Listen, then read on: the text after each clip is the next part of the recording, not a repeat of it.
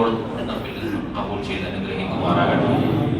അതുകൊണ്ട് ഈ അനുഗ്രഹീതമായ രാവിൽ ലൈലത്തുൽ ഖദ്റിനെ പ്രതീക്ഷിക്കുന്ന ഈ രാവിൽ കൂടുതലും സമയങ്ങളൊന്നുമില്ല, ഒരല്പസമയം ഇൻഷാ അല്ലാഹ് തബറക്കിന് വേണ്ടി ഒരല്പം ദിക്ർ ചൊല്ലി യാസീൻ ഓതി അഭിവന്ദരായ സയ്യിദ് ഫാറൂഖ് തങ്ങൾ നമ്മുടെ മജ്‌ലിസിലുണ്ട്. ബഹുമാനപ്പെട്ടവരുടെ നേതൃത്വത്തിൽ ദുആ ചെയ്ത് നമുക്ക് പിരിയണം. അല്ലാഹു ഖബൂൽ ചെയ്ത് അനുഗ്രഹിക്കുമാറാകട്ടെ. ഹബീബായ റസൂലുള്ളാഹി സ്വല്ലല്ലാഹു അലൈഹി വസല്ലം തങ്ങൾ മദീനത്തെ പള്ളിയിൽ ഖുതുബ നിർവഹിക്കാനിരിക്കുമ്പോഴാണല്ലോ മഹാനായ ജിബ്രീൽ അലൈഹിസ്സലാം വന്നിട്ട് 3 പ്രാർത്ഥനകൾ നിർവഹിച്ചത്. ആ 3 പ്രാർത്ഥനകളിൽ ഒന്ന്, ഒരു മനുഷ്യൻ അല്ലാഹു അവന്റെ ഔദാര്യമായി പരിശുദ്ധമായ റമദാനിൽ അവനെ വെൽക്കാൻ അവസരം കൊടുത്തിട്ടുണ്ട്.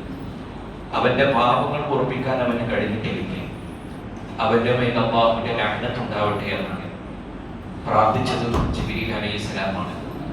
ആമീൻ പറഞ്ഞത് ഹബീബായ മുഹമ്മദ് മുസ്തഫ സല്ലല്ലാഹു അലൈഹി വസല്ലം തങ്ങളാണ്. പരിശുദ്ധമായ റമദാനിനെ അർഹിക്കുന്ന ആദരവോടുകൂടി വരവേൽക്കാൻ നമുക്ക് സാധിച്ചിട്ടില്ലെങ്കിൽ, റമദാനിൽ നമ്മുടെ ജീവിതത്തിൽ വന്നുപോയ അപാകതകൾ ഏറ്റുപറഞ്ഞു കണ്ണുനീരൊലിപ്പിച്ച് തൗബ ചെയ്ത് മടങ്ങാൻ നമുക്ക് കഴിഞ്ഞിട്ടില്ലെങ്കിൽ അല്ലാഹുവിന്റെ ലഅനത്ത് ഉണ്ടാകും എന്നാണ് നബി സല്ലല്ലാഹു അലൈഹി വസല്ലം തങ്ങൾ നമ്മെ പഠിപ്പിച്ചത്. അല്ലാഹു നമ്മെ എല്ലാവരെയും അവന്റെ റഹ്മത്തോട് അനുഗ്രഹിക്കുമാറാകട്ടെ. വന്നുപോയ തെറ്റുകൾ ഏറ്റുപറയാനുള്ള ഈ സുവർണാവസരം നമ്മൾ ഒരിക്കലും പാഴാക്കി കളയാൻ പാടില്ല. പൂർവ്വസൂരികളായിട്ടുള്ള സഹാബത്തൊക്കെ അവിടെ ജീവിതത്തിൽ ഒരു തെറ്റിന്റെ ലാഞ്ചനയുണ്ടാകുമ്പോഴേക്കും എത്രമേൽ ഗൗരവത്തോട് കൂടിയിട്ടാണ് അവരതിനെ പരിഗണിച്ചത് നമ്മൾ മനസ്സിലാക്കണം. മഹാനായ സഅലബ റളിയല്ലാഹു തആല അൻഹു ഒരിക്കലും നബി സല്ലല്ലാഹു അലൈഹി വസല്ലം തങ്ങൾ മഹാനുഭാവൻ ഒരു ആവശ്യത്തിന് വേണ്ടി പറഞ്ഞയച്ചു. പോകുന്ന വഴിയിൽ ഒരു വീടിന്റെ മുറ്റത്ത് ഒരു സ്ത്രീയെ ബഹുമാനപ്പെട്ടവര് കാണുകയാണ്. ആദ്യത്തെ നോട്ടം അപ്രതീക്ഷിതമായ നോട്ടം. വീണ്ടും ഒരാവർത്തി കൂടി നോക്കിയപ്പോൾ ബഹുമാനപ്പെട്ടവരുടെ മനസ്സിൽ ഒരു ചിന്ത വന്നു. പടച്ചോനെ ആദ്യം നോക്കിയത് അപ്രതീക്ഷിതമായ വിചാരിതമായ നോട്ടാണ്, പക്ഷെ രണ്ടാമത് ഞാൻ നോക്കിയത് അത് മനഃപൂർവ്വമാണല്ലോ. മനഃപൂർവ്വം ഒരു അന്യ സ്ത്രീയെ നോക്കുക എന്ന് പറഞ്ഞാൽ ഒരു ബാധകമാണ്, തെറ്റാണ്. ഹബീബന്റെ ഒരു ആവശ്യത്തിന് വേണ്ടി പറഞ്ഞയച്ചിട്ട് എന്റെ കണ്ണുകളെ കൊണ്ട് ഞാൻ ഒരു തെറ്റ് ചെയ്തു, ഈ ശരീരം ഒരു തെറ്റ് ചെയ്തു. മഹാനുഭാവന്റെ മനസ്സിൽ ആ ചിന്ത ഇങ്ങനെ വർദ്ധിച്ചു വരാൻ തുടങ്ങി. ബഹുമാനപ്പെട്ടവർ അവിടെ നിന്ന് ഓടാൻ തുടങ്ങി. മക്കയുടെയും മദീനയുടെയും ഇടയിലുള്ള ഒരു മലമടക്കിൽ ചെന്നുകൊണ്ട് പടച്ചവനോട് കൈ ഉയർത്തി പൊട്ടിക്കരഞ്ഞുകൊണ്ട് ദുആ ചെയ്തു, തൗബ ചെയ്തുകൊണ്ടേയിരുന്നു. ഒരു ദിവസമല്ല, ഒരാഴ്ചയല്ല, ഒരു മാസമല്ല, 40 ദിവസം മദീനത്തെ പള്ളിയിലെ ഹബീബായ റസൂലുള്ളാഹി സ്വല്ലല്ലാഹു അലൈഹി വസല്ലം തങ്ങൾ തഅലബി അന്വേഷിക്കുകയാണ്. ജിബ്രീൽ അലൈഹിസ്സലാം എന്നിട്ട് പറഞ്ഞു, ഇന്നാലിന്ന മലമടക്കുകളുടെ മുകളിൽ മഹാനായ തഅലബ നിൽക്കുന്നു. നബി സല്ലല്ലാഹു അലൈഹി വസല്ലം തങ്ങൾ സഹാബത്തിനെ പറഞ്ഞയച്ചു, തഅലബയെ കൊണ്ടുവരാൻ പറഞ്ഞു. മഹാന്മാരായ സഹാബത്ത് തഅലബയെ കണ്ടപ്പോൾ റളിയല്ലാഹു അൻഹു പറഞ്ഞു, ഹബീബായ റസൂലുള്ളാഹി സ്വല്ലല്ലാഹു അലൈഹി വസല്ലം തങ്ങളെ വിളിക്കുന്നു. പോകാൻ കൂട്ടാക്കിയില്ല. മറുപടി പറഞ്ഞത്, പുണ്യ ഹബീബന്റെ ഒരു ആവശ്യത്തിന് വേണ്ടി പറഞ്ഞതാണ്. എന്റെ കണ്ടുകൊണ്ട് ഞാൻ ഒരു തെറ്റ് ചെയ്തു പോയി, എന്റെ ഹൃദയം കൊണ്ട് ഞാൻ തെറ്റിനെ കുറിച്ച് ആലോചിച്ചു പോയി. ഈ തെറ്റ് ചെയ്ത ശരീരവുമായി ഹബീബിന്റെ മുഖത്തേക്ക് എങ്ങനെയാണ് ഞാൻ നോക്കുക?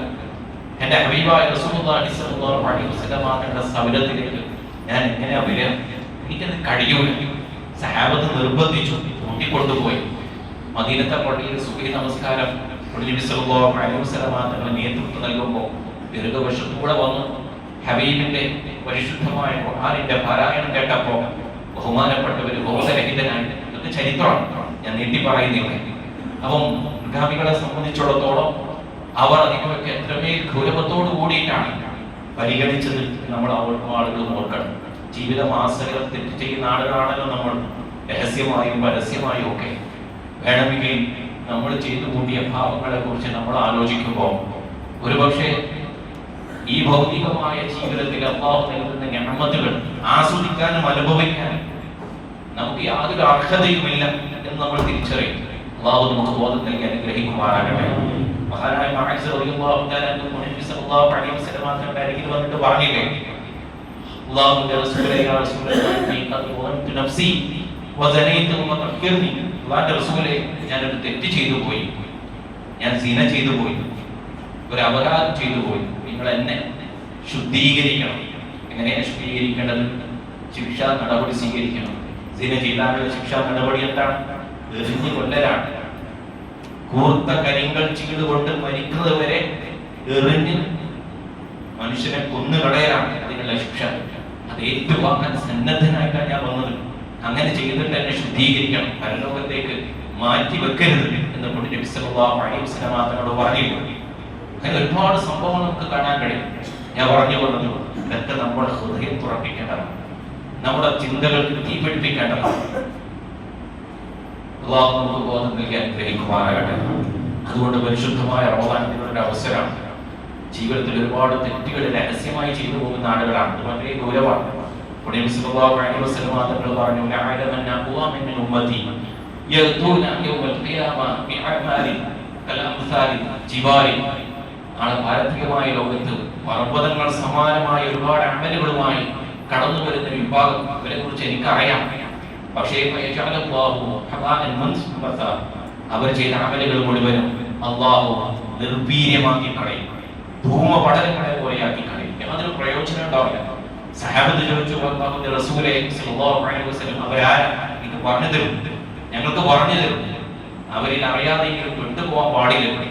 അപ്പൊ പറഞ്ഞു, അവർ മറ്റാരുമല്ല, നിങ്ങളുടെ കൂട്ടത്തിൽപ്പെട്ട ആളുകൾ തന്നെയാണ്, നിങ്ങളുടെ സഹോദരങ്ങൾ തന്നെയാണ്, നിങ്ങളുടെ കൂടെ ജീവിക്കുന്ന ആളുകളാണ്, നിങ്ങളുടെ കൂടെ എല്ലാ കാര്യങ്ങളും ഒപ്പമുള്ള ആളുകളാണ്. പക്ഷേ അവർ മറ്റുള്ളവരിൽ നിന്ന് വിട്ടുനിൽക്കുന്ന സന്ദർഭത്തിൽ, അവർ മറ്റുള്ളവരിൽ നിന്ന് വിട്ടുനിന്നും ഏകാന്തതയിൽ നിൽക്കുന്ന സമയത്ത് അല്ലാഹു നിഷിദ്ധമാക്കിയത് അവിടെ ജീവിതത്തിൽ അവർ കൊണ്ടുവരും. അങ്ങനെയുള്ള മനുഷ്യരുണ്ടല്ലോ, അവിടെ അമലുകൾ അല്ലാഹു നിർവീര്യമാക്കി കളയുമെന്ന് ഹബീബായ മുഹമ്മദ് മുസ്തഫ സല്ലല്ലാഹു അലൈഹി വസല്ലം. രാത്രിയുടെ യാമങ്ങളിൽ ആരുമില്ല എന്ന് തിരിച്ചറിയുമ്പോൾ നമ്മുടെ കണ്ണുകൊണ്ട്, നമ്മുടെ കാതുകൊണ്ട്, ശരീരത്തിലെ അവയവങ്ങളെ കൊണ്ട് നമ്മൾ ചെയ്യുന്ന തെറ്റുകൾ, പരസ്യമായി ചെയ്യുന്ന, ആൾക്കൂട്ടത്തിനിടയിൽ ചെയ്യുന്ന നന്മകൾ അത്രയും വൃഥാവിലാക്കി കളയുമെന്നാണ് പരിശുദ്ധമായ നമ്മെ പഠിപ്പിക്കുന്നത്.